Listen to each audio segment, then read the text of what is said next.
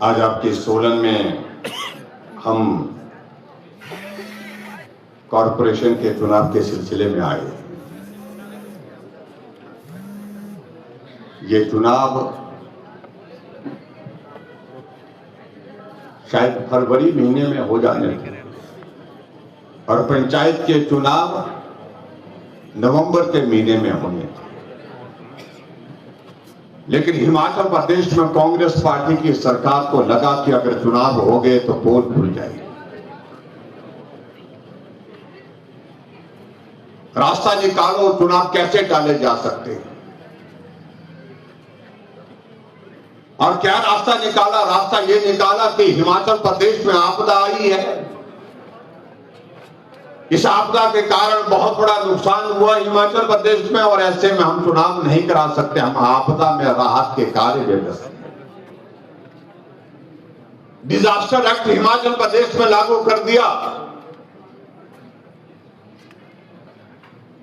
आपदा प्रभावित लोगों के लिए काम की सोच नहीं थी, मदद की सोच नहीं थी।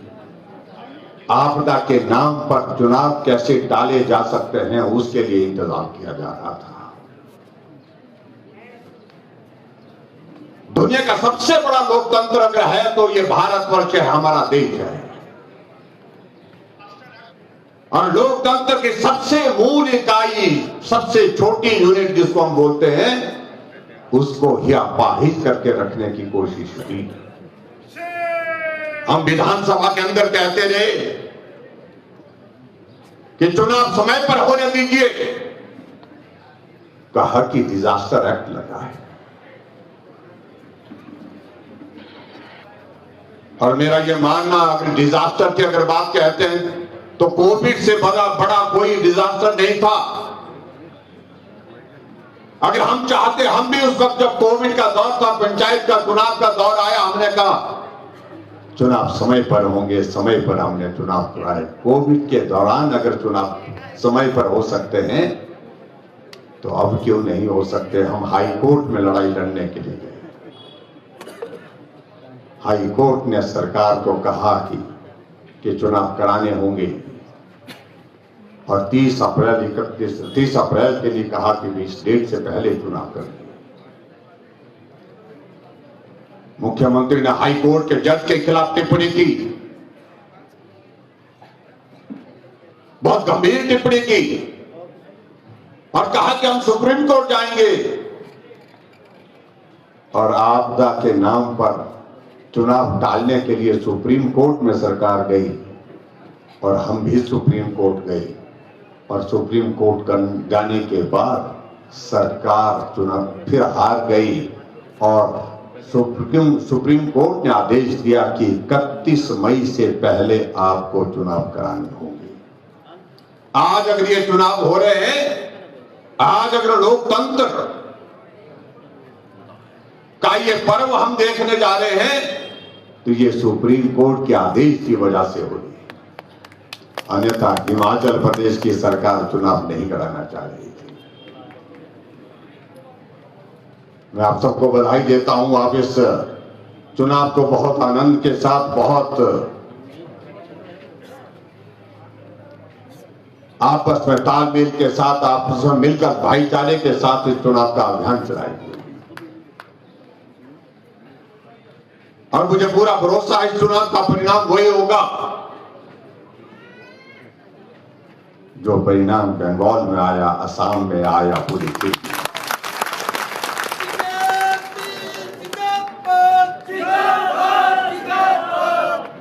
मैं सत्ता में था, मुख्यमंत्री था हिमाचल प्रदेश में, कुछ साथी आए, सोलन वाले आए, कहा कि हमारा अपना विधायक पार्टी का नहीं है, हम चाहते हैं कि आप कॉर्पोरेशन बनाए, शहर बड़ा हो गया। हमने बात सुनी और फिर उसके बाद जब हमने जो प्रेजेंटेशन ली अधिकारियों के माध्यम से इस बड़े शहरों की पॉपुलेशन की, सारी वहां की समस्याओं की, तो हमने इस बात को देखा कि पूरे हिमाचल प्रदेश में अगर कोई शहर बहुत तेजी से ग्रो कर रहा है, तेजी से आगे बढ़ रहा है, तो उसमें हिमाचल प्रदेश में सोलन शहर पहले नंबर पर है। चाहे वो इंफ्रास्ट्रक्चर की बात है, चाहे वो पॉपुलेशन की बात है, चाहे वो दूसरी चीजों की बात है। तो हमने कहा कि आपकी बात सत्य है। अगर शहर बढ़ रहा है, शहर बड़ा हो रहा है, शहर में जनसंख्या भी बढ़ गई है, ऐसे में यहां सुविधाओं को भी बढ़ाना होगा। अगर सुविधाएं बढ़ाने की अगर बात आती है तो हिमाचल प्रदेश की सरकार के पास सीमित साधन है। अगर शहर के विकास के लिए अगर हम काम करने की बात सोचें तो हमें केंद्र सरकार से सहयोग तब मिल पाएगा जब हम इसको कॉर्पोरेशन बनाएंगे। आपके विकास के लिए, आपके सपनों को, आपकी सुविधाओं को साकार करने के लिए ये शिमला की, ये आपकी सोलन की कॉर्पोरेशन हमने यहां पर बनाई। जब शोर पड़ा कि सोलन में कॉर्पोरेशन बन रही है, नगर निगम बन रही है, हमारे मंडी वाले भी आ गए। कहा कि हमने क्या बिगाड़ा, यहां भी कॉर्पोरेशन होनी चाहिए।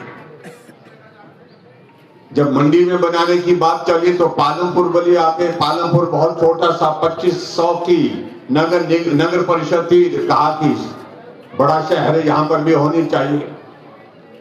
और हमने 3 कॉर्पोरेशन एक साथ बनाई, सिर्फ कागज में नहीं बनाई।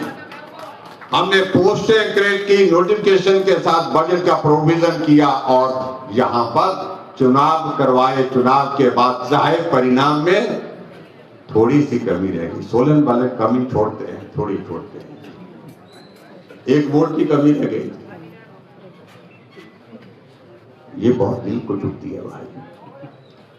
कभी बड़ी छूट जाए, कोई मंजिल दूर रह जाए तो आदमी को दिल को तसल्ली देने के लिए होता कि फासला रह गया, बड़ा फासला रह गया, नहीं हो सकता था, लेकिन इतने करीब पहुंच करके छोड़ दी, इसका दर्द ज्यादा हुआ है। तो अब की बार ये दर्द मिटा करके रहिए, यही मैं आप सबसे निवेदन करना। आप कल्पना करिए, सरकार हिमाचल प्रदेश में कांग्रेस पार्टी की 3.5 वर्ष का कार्यकाल हिमाचल प्रदेश में सुखू सरकार का पूरा हो गया। और हमें तो इस कॉर्पोरेशन के बनने के मात्र शायद में 1.5 साल से भी कम समय मिल पाया, क्योंकि विधानसभा के चुनाव आ गए। चुनाव में भी थोड़ी सी कसर छूट गई, सरकार कांग्रेस की बन गई। लेकिन यहां मैं देख रहा तो हमारे पार्टी के नेता यहां पर आपको कांग्रेस का घोषणा पत्र सुना रहे थे, दिखा रहे थे कि ये वादे किए थे, कचरा मुक्त सोलन को करेंगे। आज पूरा सोलन कचरा हुआ पड़ा है। कहा था कि पानी की समस्या यहां पर समाप्त करेंगे, और आज पूरा शहर पानी के लिए तरस रहा है। कोई पूछने वाला है क्या? विधायक कांग्रेस के, मंत्री भी हैं, कॉर्पोरेशन कांग्रेस की, लेकिन उसके बावजूद पानी के लिए तरस रहे। 1 हफ्ते में 1 बार पानी, जिस पानी के बिना आदमी जिंदा नहीं रह सकता है, उसके लिए इस तरह की स्थिति। लेकिन उसके बावजूद इस कॉर्पोरेशन के चुनाव में आएंगे, वो फिर से आएंगे आपके बीच में, क्योंकि आज मालूम पड़ गया कि हम कॉर्पोरेशन के चुनाव की शुरुआत करने के लिए, यहां चुनाव के अभियान की शुरुआत करने के लिए सोलन चले गए। पीछे सुक्खू जी भी आएंगे। लेकिन अच्छा है, सुक्खू जी का स्वागत करना है। जहां जाते हैं भला हमारा होता है। तमिलनाडु में गए, वहां भी वो सत्ता से बाहर हो गए। इससे पहले राजस्थान में गए, हमारी सरकार बनी। छत्तीसगढ़ गए, स्टार प्रचारक बन करके हमारी सरकार बनी। मध्य प्रदेश में गए, हमारी सरकार बनी। और अभी बंगाल जाकर के आए हैं, जिस सीट पर वो जाकर के आए हैं, वहां पता नहीं कितने 236 वोट, 636 वोट, इनमें तो बढ़ा करके बता रहे 636 वोट पड़े। आइए सुक्खू जी यहां भी आइए, मदद करिए। और निश्चित रूप से यह मदद ही होगी, जहां भी जाए। तो परहेज करते हैं जाने से, जाते हैं तो बात करने से परहेज करते हैं। लेकिन कितनी विचित्र परिस्थिति है प्रदेश के आज के तारीख में, हालात क्या बन गए। जब से हिमाचल प्रदेश में कांग्रेस पार्टी की सरकार बनी है, 3.5 वर्ष का कार्यकाल पूरा होने के बावजूद अभी तक भी क्रम चला है काम बंद करने का, संस्थान बंद करेगा। मैं देख रहा था कल खबर लगी थी कि 100 और स्कूल बंद करने का फैसला लिया जा रहा है। आज से पहले जो सरकारें चुनी जाती थी वो काम करने के लिए चुनी जाती थी। ये पहली बार हिमाचल देख रहा है कि सरकार काम बंद करने के लिए चुनी जाती है। एक दिन मैंने सुप्पू जी को कहा, मैंने कहा भाई यार ये क्या कर रहे हो आप, सब कुछ बंद, ये भी बंद, वो भी बंद, सब कुछ बंद। बोलते हैं कि काम करने वाले मुख्यमंत्री कई हुए, बंद करने वाला एक है जिसका नाम सुप्पू। अब उसका क्या इलाज कर सकते हैं, वो क्या कर सकते हैं, ये उनका सोच वैसे। बंद करने में अनुभूति, बंद करने में आनंद आता हो।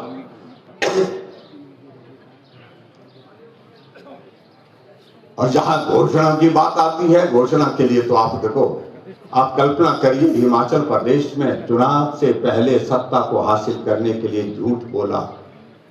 विधानसभा के अंदर मुख्यमंत्री झूठ बोलते हैं, विधानसभा के बाहर झूठ बोलते हैं, प्रदेश के अंदर झूठ बोलते हैं, देश के अंदर झूठ बोलते हैं। और जाकर के अगर लंदन गए तो हाउस ऑफ लॉर्ड्स को भी मैं संबोधित करके आया, लेकिन वो भी जब पता किया वो भी सत्य नहीं निकला, वो भी झूठ।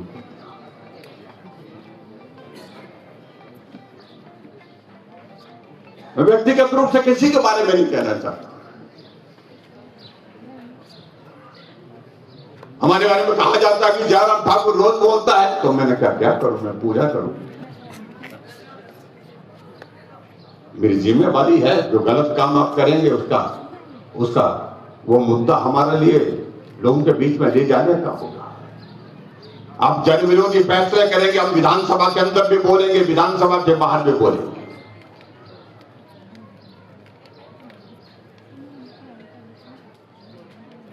आप झूठ बोल करके कहते हैं कि हिमाचल प्रदेश में जयराम ठाकुर ने ऋण लिया। हमने कहा भाई ऋण हमने लिया, हमसे गलती हुई है, आप मत करिए। हमने 5 साल में 19,500 करोड़ रुपए का ऋण लिया, यहां 3.5 साल में 45,000 करोड़ रुपए का ऋण लिया।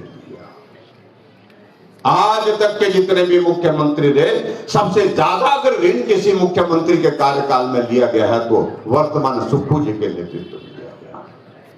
सारे रिकॉर्ड तोड़ दिए, लेकिन उसके बावजूद सोलन आते हैं, पीने के लिए पानी नहीं, कचरे के ढेर अभी तक लगे। आपदा के कारण सड़कें टूटी हैं, मलबा सड़कों पर गिरा है। एक बरसात के बाद दूसरी बरसात आने वाला समय आ गया, लेकिन उसके बावजूद वो मलबे के ढेर वहीं के वहीं लगे हैं। घर टूटे हैं तो टूटे हैं, पुल टूटे हैं तो टूटे हैं, पानी की स्कीमें बंद पड़ी हैं तो बंद पड़ी।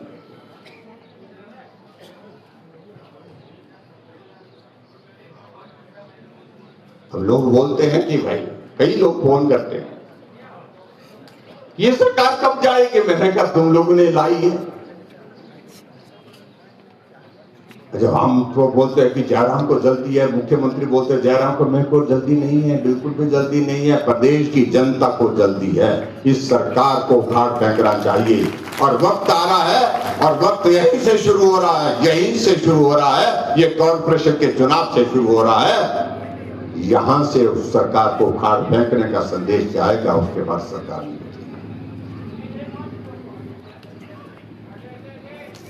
हमने हॉस्पिटल के लिए, आपके सोलन के लिए लगभग 80 बीघा जमीन दी, 22 करोड़ रुपए पैसा दे करके इस काम को शुरुआत की। जो अभी मालूम पड़ा कि 3.5 वर्ष का कार्यकाल बीतने के बावजूद भी अभी धीमी गति से काम चला है। तो मैंने कहा बहुत अच्छी बात तो एक है, बंद नहीं किया है। कांग्रेस के नेता तो ये बोलते हैं कि मुख्यमंत्री को अपने विधानसभा ले जाने से परहेज कर रहे हैं, कहीं उनको मालूम करके कि ये काम चल रहा है तो वही आदेश करेंगे कि क्यों चल रहा है, बंद क्यों नहीं हुआ। क्योंकि उनको काम करने का नहीं, बंद करने का आनंद आता है।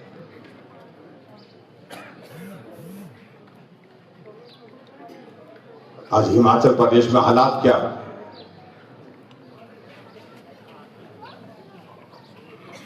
नशे के कारण हिमाचल प्रदेश में जहां ये नशा कहीं शहर के इलाके में हमारी बॉर्डरिंग स्टेट के साथ जहां होते थे, इलाके जुड़ते थे, वहां कहीं होती थी घटनाएं, आज सुदूर गांव में जाकर के नशा पहुंच गया जहां आदमी नहीं पहुंच पा रहा। कानून व्यवस्था की स्थिति आप देखिए, 19 साल की एक बेटी का सिर जो है वह धड़ से अलग कर दिया काट करके, लेकिन मुख्यमंत्री जी को संवेदना करने का वक्त नहीं मिल पाया, न जाने का वक्त मिल पाया।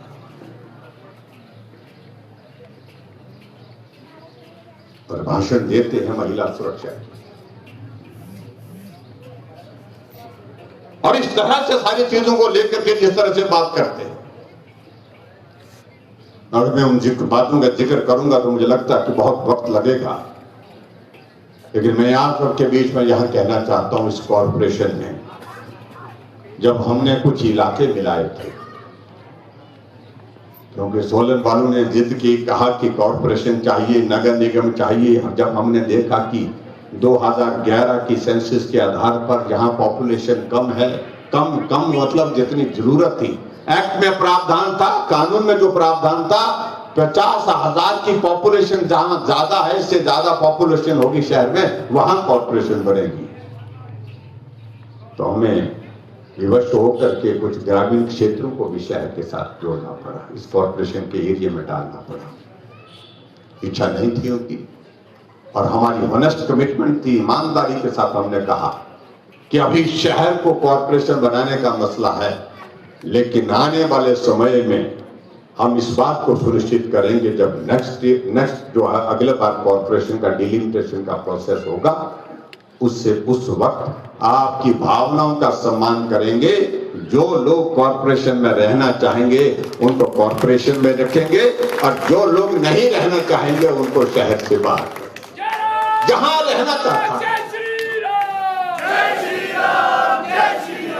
सब लोगों ने कहा कि ठीक है, अगर आपकी कमिटमेंट है, और हमने ये भी वादा किया कि 5 साल तक आपके ऊपर कोई भी टैक्स नहीं लगाएंगे, ये भी कहा।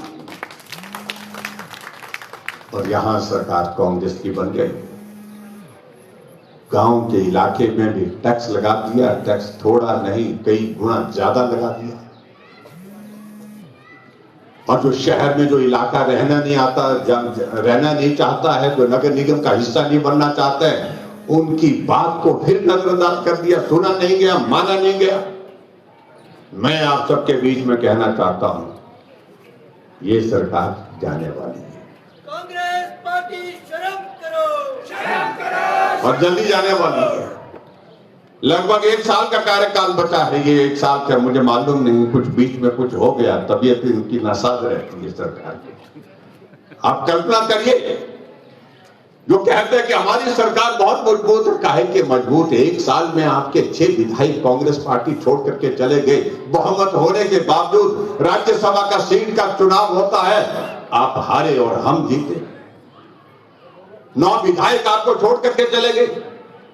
भले चुनाव में हार जीत लगी रहती है, लेकिन आपसे तो चले गए। इसलिए सरकार नाम की कोई चीज नहीं है, सरकार है, लेकिन सरकार रेंगते हुए चल रही है, लड़खड़ाते हुए चल रही है। इसलिए हम आज इस बात को कह रहे हैं कि आने वाले समय में 1 साल के बाद जब चुनाव होगा, विधानसभा का चुनाव होगा, तो हम आपके साथ वादा कर रहे हैं कि जो इलाका कॉर्पोरेशन का हिस्सा नहीं बनना चाहते, गांव में रहना चाहते हैं, गांव के उस जीवन में रहना चाहते हैं, वहां उनके साथ न्याय देंगे, और उसके साथ साथ में जो टैक्स लगा है उस टैक्स को भी समाप्त करेंगे। योगी जी का तो एक ही काम आता है, टैक्स लगाओ, टैक्स लगाओ। सुबह लगाते हैं, शाम को वापस लेते हैं। गारंटी दी थी कि 300 यूनिट बिजली फ्री देंगे, मिल रही है क्या? अब बिजली पर भी किराया बढ़ाने की तैयारी चल रही है, बढ़ा दिया। पानी पर टैक्स लगा दिया, दूध पर सेस लगा दिया। और हद तो अभी ये थी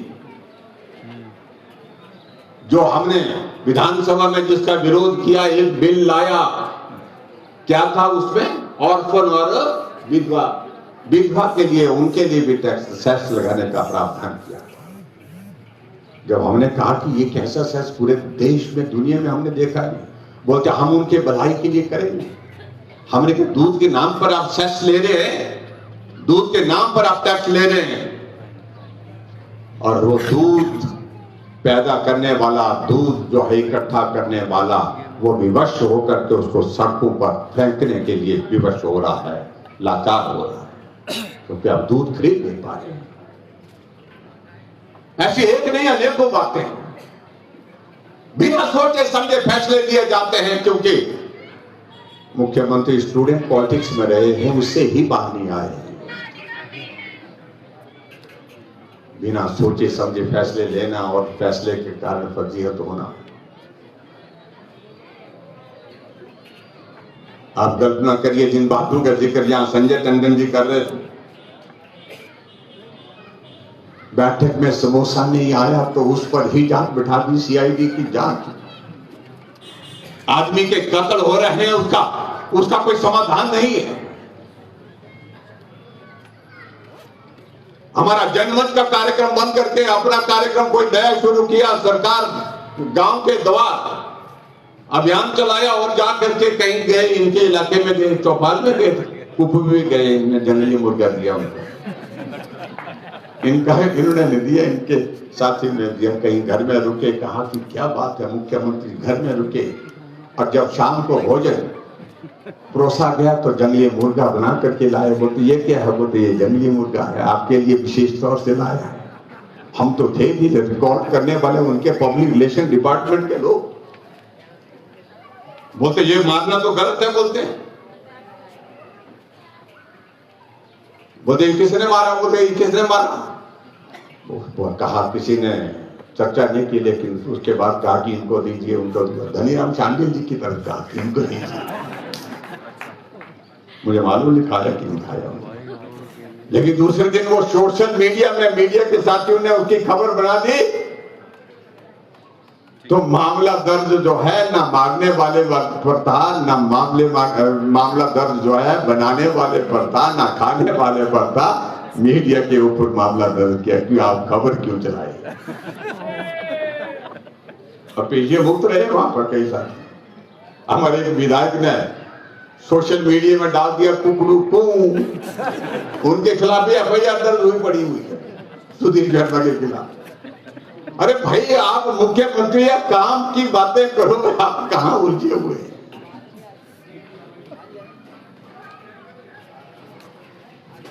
ये सोलन ऐतिहासिक शहर है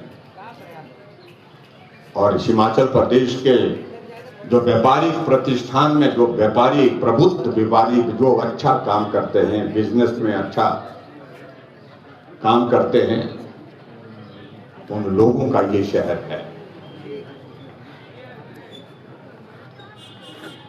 और मैं इसलिए इस बात को कह रहा हूं कि पहले हमको हमारे ऊपर ज्यादा आरोप यही होता था कि जितने भी जो है लालगांव की पार्टी है बोलते हैं।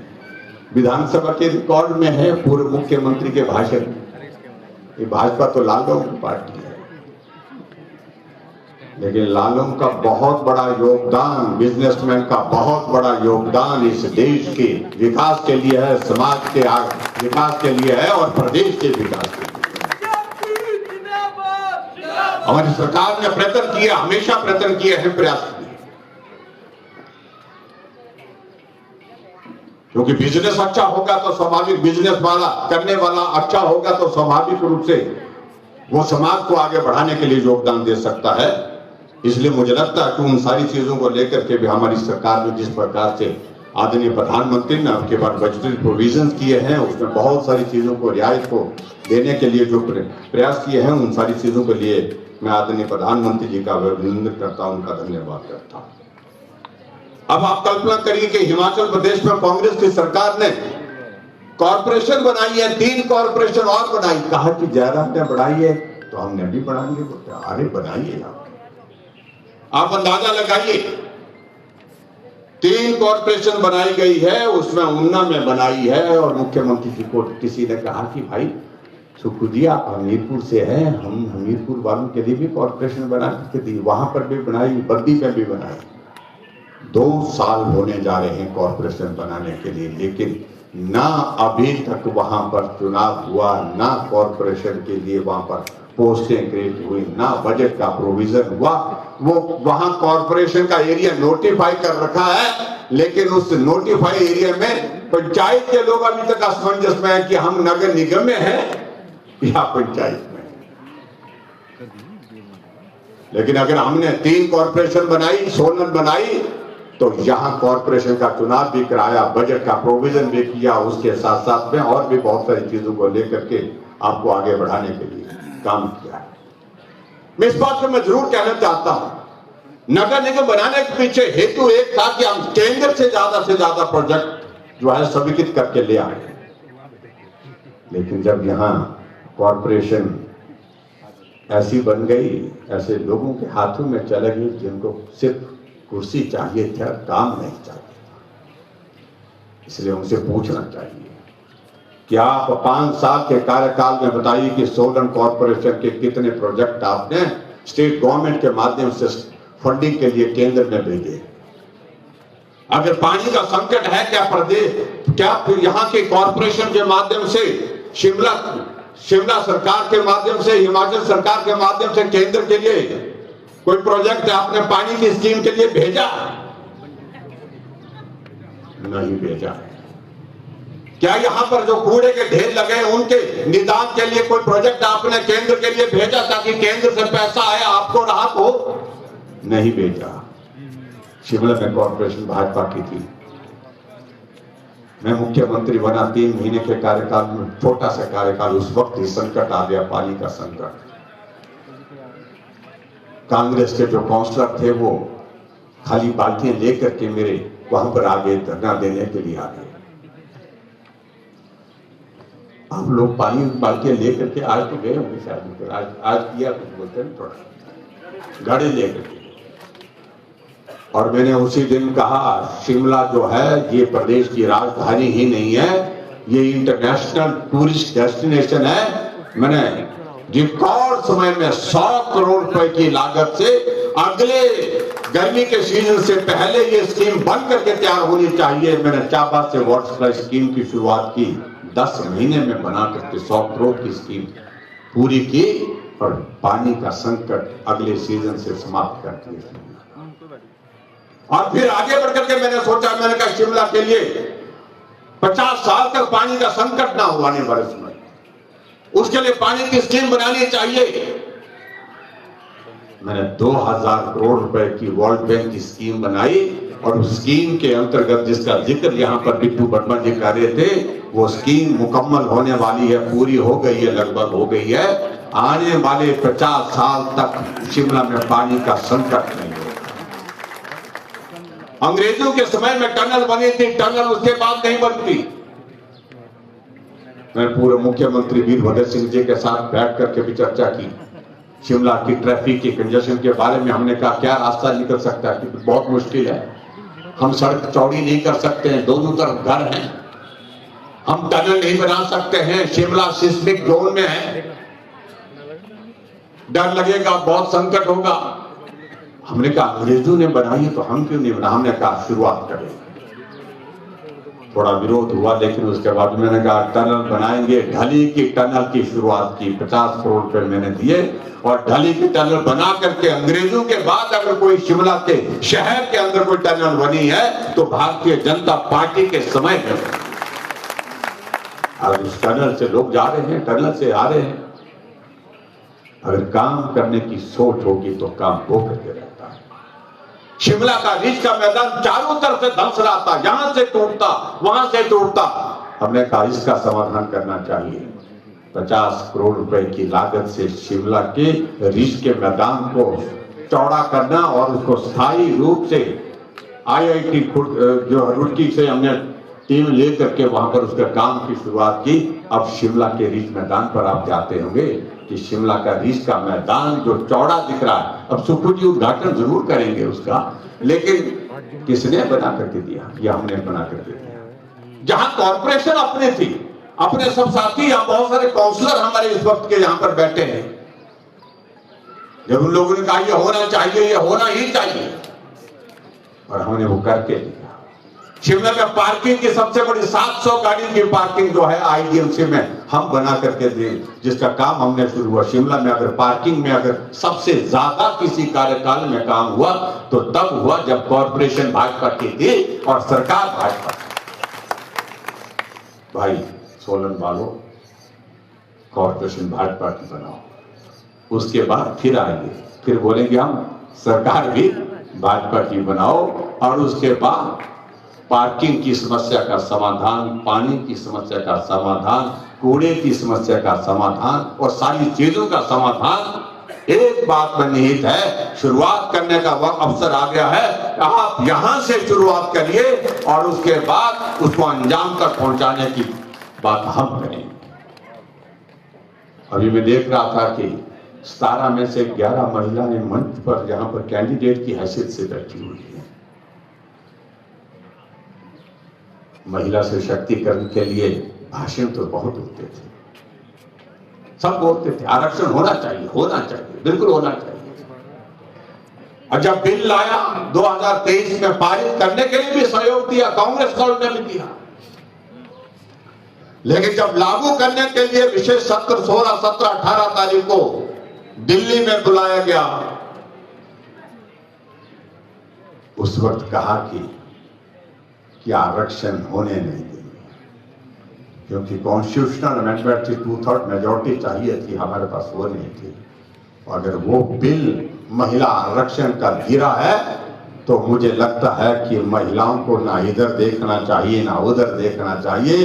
सामने नरेंद्र मोदी जी के चेहरे पर जो चेहरा आपके लिए लड़ाई लड़ता रहा, और कमल के फूल पर आपको सीधा देखना चाहिए और भारतीय जनता पार्टी को अपना आशीर्वाद देना। अधिकार नहीं है उनको इस बात का, कोई अधिकार नहीं है उनके पास आज वो महिला सशक्तिकरण की बात कर सके, क्योंकि जिन्होंने इस बिल को लागू होने के लिए जब एक मुकाम पर पहुंच गया था तो तब रोका है।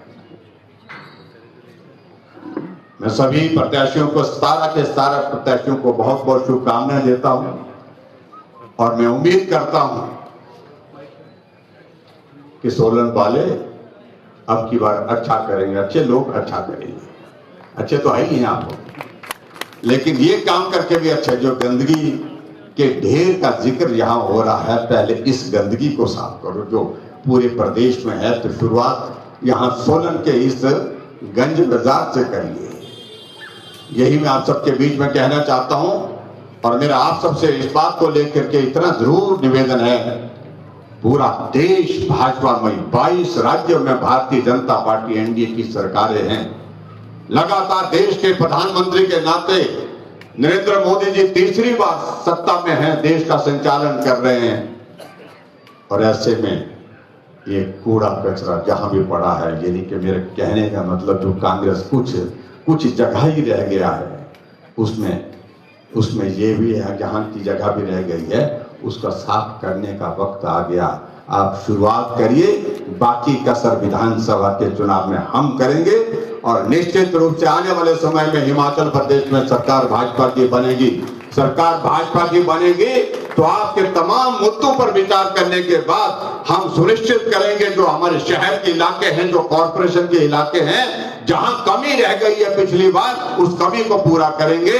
यही मैं आप सबके बीच में कहना चाहता हूं, और आप सबसे आशीर्वाद मांग रहा हूं। सारे 17 के 17 हमारी भारतीय जनता पार्टी के प्रत्याशी यहाँ पर हैं, होनहार हैं, जुझारू हैं, और आपके साथ लगन के साथ काम करने के लिए तत्पर हैं। आपका आशीर्वाद चाहिए, और मुझे पूरा भरोसा है कि आपका आशीर्वाद इनको मिलेगा।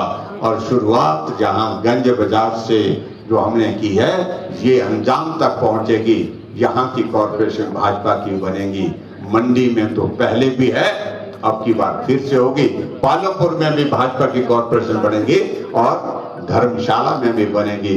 ऐसी बात के साथ, इस बात के साथ में, इसी आग्रह के साथ कि सोलन वालों ये थोड़ी सी कसर छोड़ना बंद कर दो, आओ आगे बढ़े और जो है इस कमी को पूरा करो, इस कसर को पूरा करो। बाकी की कसर हम पूरा करेंगे। बहुत बहुत धन्यवाद। नमस्कार। जय हिंद।